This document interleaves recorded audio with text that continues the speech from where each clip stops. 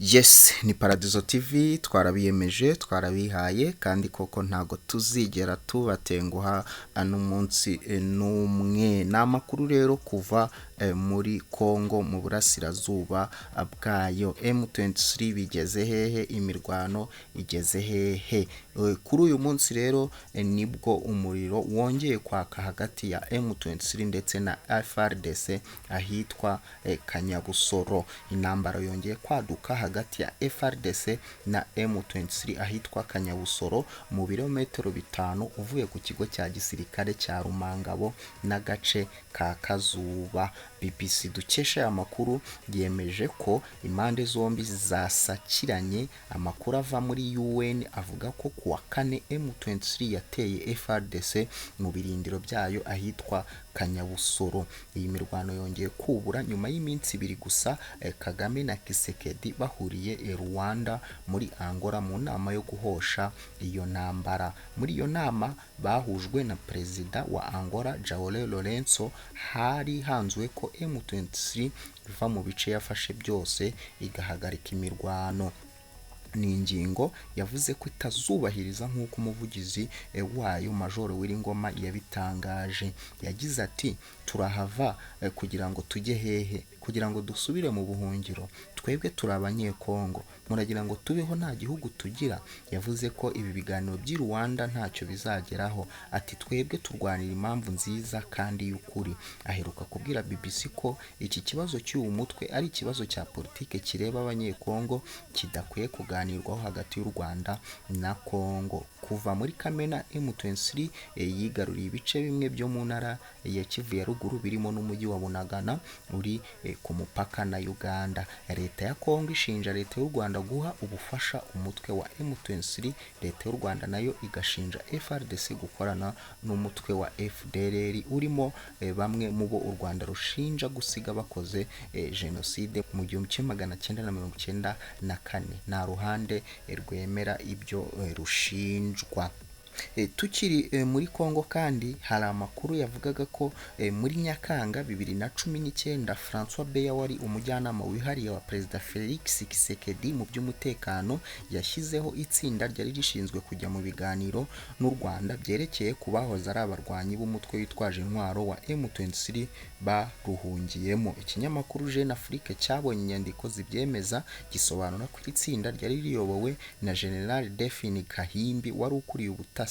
Yapfuye muri Gashyantare 2020 azize indwara y'umutima. Ku ruhande rwa Repubulika ya Demokarasi ya Congo, itsinda ry'u Rwanda ryari riyobowe na Colonel Anacre Karibata wari ukuriye urwego rushinzwe iperereza ryo hanze. Urwa M23 ruyobowe na Bishop Jean Marie Runiga, umunyapolitike uyoboye abahoze ari abarwanyi bari muri iki igihugu. Tariki ya 29 Kwakira 2019 impande zari mu biganiro zafashe umwanzuro irimo gucyura abari abarwanyi ba M23 baba mu Rwanda, gukuriraho abari abayobozi b'uyu mutwe impapuro zo kubata muri yombi, gushyiraho komisiyo ishinzwe gukora urutonde rw'imfungwa zose muri uyu mutwe n'imitungo yangijwe, kurekura izi mfungwa. Undi mwanzuro wafatiwe muri ibi biganiro ni ugutoranya abahoze ari abarwanyi ba M23 bagomba kwinjizwa mu ngabo za RDC, FARDC no ku rwego rw'igihugu rushinzwe kurinda za parike ndetse bakanashyirwamo. Muri Nzeri 2020 itsinda rya Repubulika Iharanira Demokarasi ya Congo ryakoze inyandiko yo gushyira mu bikorwa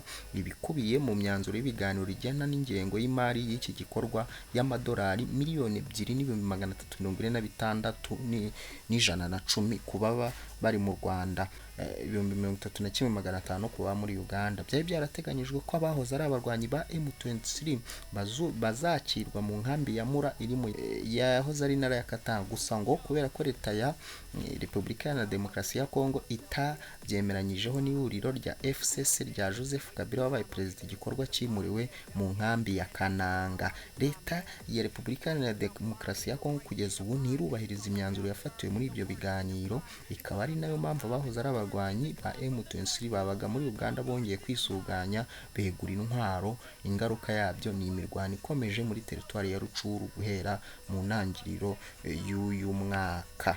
Andi rero makuru nanone ava muri Congo, Minisitiri w'Ububanyi n'Amahanga Dr Vincent Biruta yanyomoje Congo Kinshasa ikomeje gutangaza ko i Rwanda muri Angola hasinyiwe amasezerano asaba M23 guhagarika imirwano na FARDC. Avuga ko ibyo atari byo. Kwa gatatu w'icyumweru bwo Perezida Paul Kagame w'u Rwanda na Felix Tshisekedi wa Repubulika Iharanira Demokarasi ya Congo bahuriye i Rwanda muri Angola mu nama yigaga ku kibazo cy'umutekano muke uri mu burasirazuba bwa Congo. Abakuru b'ibihugu byombi bahuye ku buhuza bwa Perezida Joel Lorenzo Wangura usanzwe ayobora ICGLR. Iyi nama kuva irangiye cyakora cyo imyanzuro yayifatiwemo yatangajwe n'u Rwanda ndetse n'iyatangajwe n'uruhande rwa Repubulika Iharanira Demokarasi ya Congo irabusanye.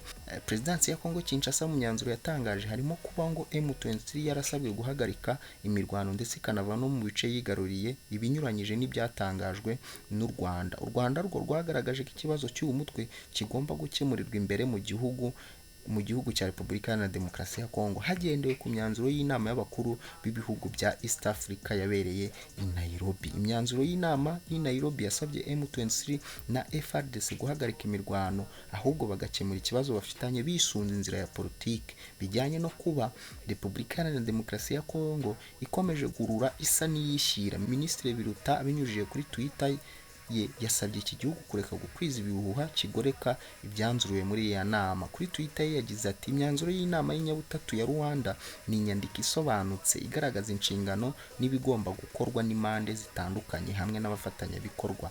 Nta mwanzuro wo guhagarika imirwano wigeze usinywa. Gukwiza ibihuha no kuyobya uburari bigamije gutesha agaciro intego yo gushakira amahoro Repubulika Iharanira Demokarasi ya Congo ndetse n'akarere. Usibye amakuru atari yo yerekeye umutwe wa M23, Congo Kinshasa guverinoma y'iki gihugu iranashinjwa kuyobya abantu ivuga ko kera kabaye u Rwanda rwemeye gucyura abarwanyi b'umutwe wa FDLR. Ni mu gihe rumaze igihe kwakira abahoze ari abarwanyi buriya mutwe bifuza gutahuka mbere yo kubasubiza mu buzima busanzwe. Ikibazo cy'uyu mutwe kuri ubu Rwanda rushinja Congo Kinshasa kugirana imikoranire kiri mu byaganiriweho i Rwanda rusaba ko utahabwa ubufasha ubwo ari bwo bwose ngo ube watera u Rwanda. Inama yanzuye gutsinda FDLR n'indi mitwe ishamikiyeho CNLD FRN, Rudurunana, FPPH abajyarugamba igira uruhare mu makimbirane y'u Rwanda na Repubulika Iharanira Demokarasi ya Congo ndetse ikanagira uruhare mu guteza umutekano muke muri Repubulika Iharanira Demokarasi ya Congo. Hahise hanemezwa ko impande zombi zongera kubyutsa itsinda ry'ubutasi rihuriweho n'u Rwanda na Repubulika Iharanira Demokarasi ya Congo ari naryo rizashyiraho gahunda y'uko FDLR rigomba kurwanya. Ibisobanura ko hashobora kuzifashishwa ingufu za gisirikare mu kuyihashya. Yes, ngaho rero nguko ni Paradizo TV twarabiyemeje twarabihaye kandi koko ntago tuzigera tubatenguha n'umunsi n'umwe. Ayo ni amakuru yavaga muri Repubulika Iharanira Demokarasi ya Congo uko byari byifashe, uko intambara ikomeje kugenda hagati ya M23 ndetse na FARDC. Turaza kuguma tubagezaho amakuru 5 kuri 5. Nyagasana akomeza barinde. Niba utarakora subscribe, kora subscribe, kora no kunzogera iri ku ruhande. Twarabiyemeje twarabihaye kandi koko ntago tuzigera tubatenguha n'umunsi n'umwe. Reka tubonane ubutaha.